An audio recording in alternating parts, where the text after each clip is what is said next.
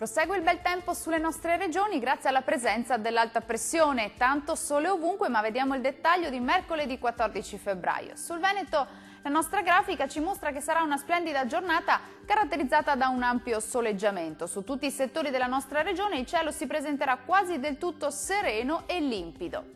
Temperature massime tra 4 e 8 gradi, valori minimi tra meno 5 e 0 gradi circa.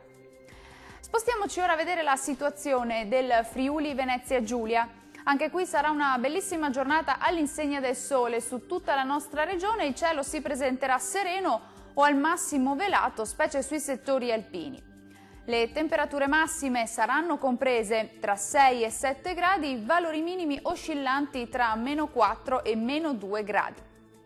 Concludiamo infine con uno sguardo alla situazione del Trentino Alto Adige. Alta pressione e dunque prosegue il tempo stabile anche sulla nostra regione, ampio soleggiamento ovunque con il cielo che si presenterà sereno su tutti i settori.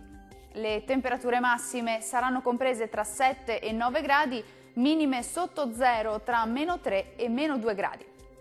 Il mare sarà generalmente poco mosso, i venti moderati da nord. Dal meteo è tutto, arrivederci.